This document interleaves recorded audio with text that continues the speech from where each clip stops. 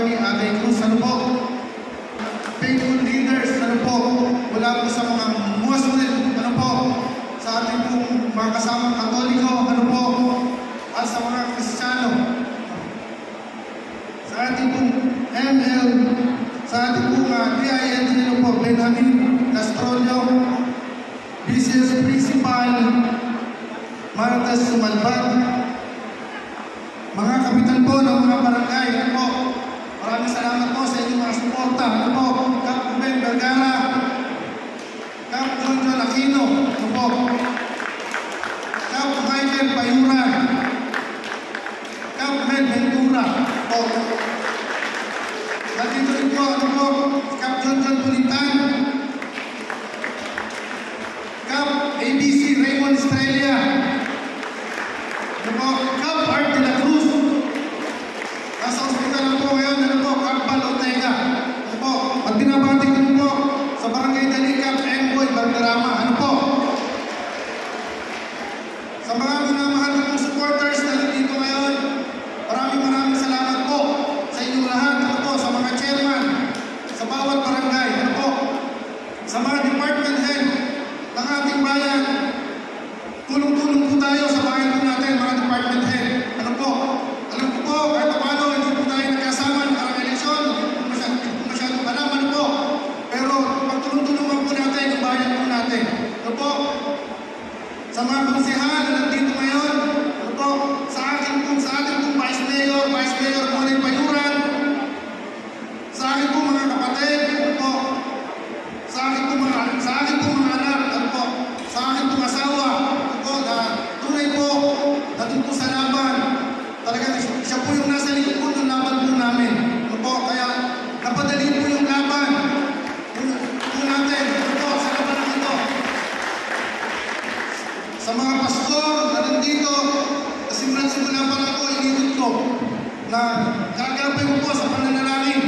Ano po? Sa inyong po lahat na aking mga kababayan, maraming salamat po sa inyong lahat. Ano po? Kanina po, hanggang kanina, kinakabahan po ako. Ano po? Ito po yung unang araw. Alos po, nakaharap po ako sa inyo. Ano po? Bilang nakaupong tulong bayan. Sabi ko nga po, hindi po madali ang aming pinagdaanan. Ano po? Bago po narating ito. Ano po? Sinasabi ko nga po, mga kababayan, ano po? Nagsimula po tayo sa wala hanggang sa umangat po yung buhay po natin. Na alam ko po, mga kababayan, kung paano po nangyari po sa buhay ko po. Sa maliit na halaga, napakat po natin yung buhay po natin. Ito po yung magiging susi, ano po, sa pag-unlad sa bayan po natin. Kung ano po yung katangian na ilagay po ng Diyos sa akin, ano po, ito po ay dadalhin ko sa panunungkulan dito po sa ating bayan. Ano po? Sa pangangampanya, hindi ito naging madali. Marami po kami pinagdaanan sa pangangampanya. Pero kung ibang tao po ako, sasabihin ko napakahirap, pero napakabuti po ng Diyos. Sa panahon po ng pangangampanya, ano po mga kababayan, na-enjoy ko pa po ito. Bagamat siraan, pero hindi ko po inintindi. Dahil alam ko po na ang Diyos ang naglagay po sa akin dito. Ang Diyos po ang nagputos po sa akin na sumali po dito. Sabi ko nga po ng kampanya, okay na po yung buhay namin. Masarap na po.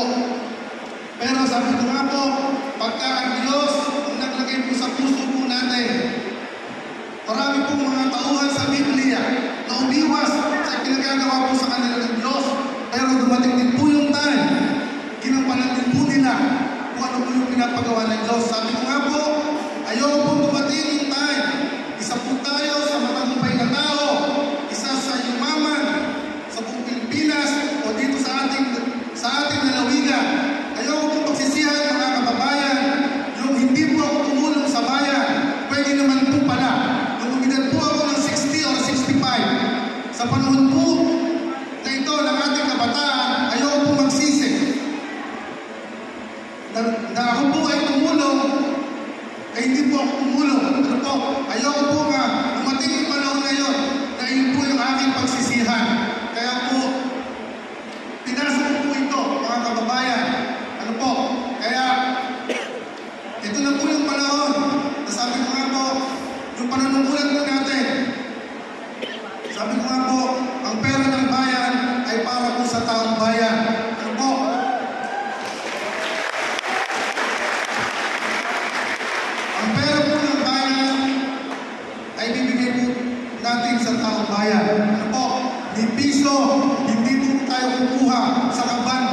bayan.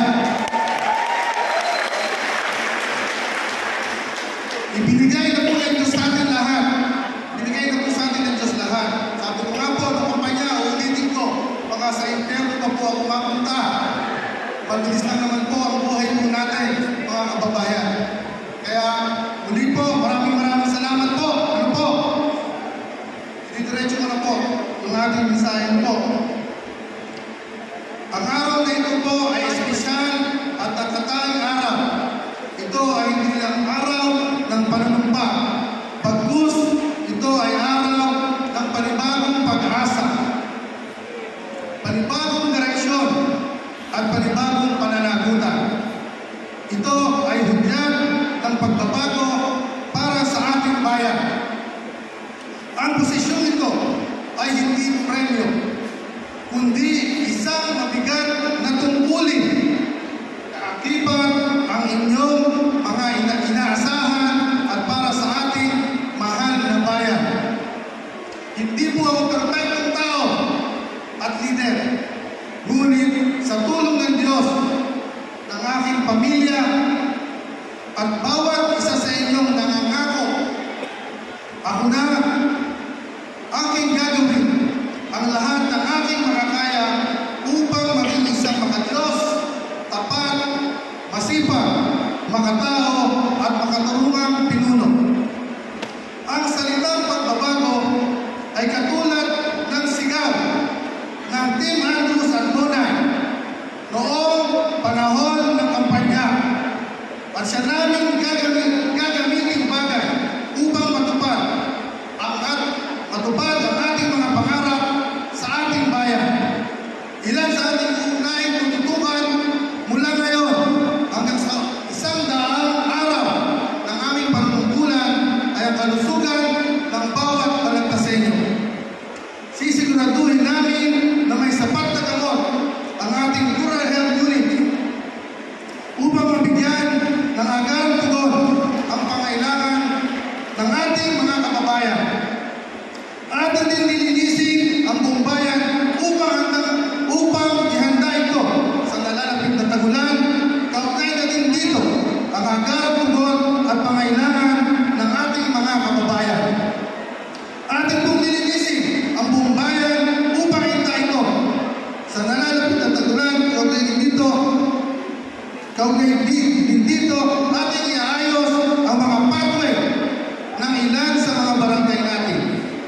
Sisiguraduhin din natin ang pagbibigay ng serbisyo sa ating mga kababayan at ating pabibilisan sa ating munisipyo ang agarang tugon. Iyan ang aming sigaw.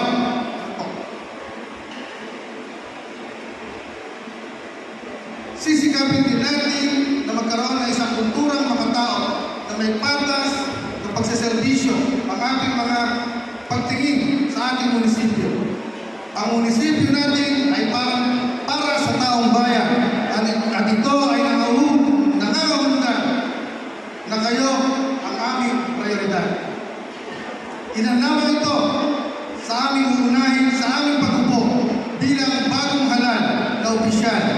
Makakaasa kayo na tuloy-tuloy na serbisyo at pagbabago ang ating gagawin sa mga susunod naming panunungkulan.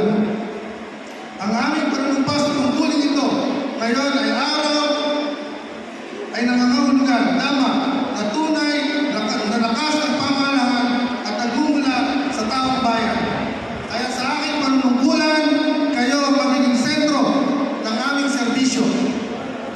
Kayo ang aming inspirasyon at kayo ang dahilan kung bakit kami lahat ay nandito ngayon. Isang gobyerno masasandalan, tapat, patas, at mapagmahal. Yan ang aming tutuparin. Mga kapwa ko, balagtasenyo, hindi ko ito kaya gawing mag-isa. Kailangan ko ang inyong dasal, pagmamahal at tulong. Kailangan ko ang inyong kooperasyon at pakikiisa. Samahan niyo kami sa isang mas maganda, mas maliwalas at mas maunlad na bayan ng Balagtas. Muli, maraming salamat sa pinagkaloob niyong tiwala. Mabuhay ang bayan ng Balagtas! Mabuhay tayong lahat! Sulong na bago Balagtas! Muli po natin pasukan ating pinamahal na Mayor Adrian Jacinto Santiago. So yun, mabuhay po Mayor Andrew Andy Santiago. Maraming salamat po sa pag-retain o pagtanggap muli sa akin sa trabaho dito sa munisipyo mga kauban. Na tinanggap mo muli po niya ako. Sa mga followers ko, sa mga subscriber, maraming salamat. Sa mga hindi pa ako nakapag-subscribe at nagustuhan mo ang video, subscribe ka na para makatulong na rin po tayo sa iba. Yun, maraming salamat po. God bless. God bless po sa mga nanalo. Yon.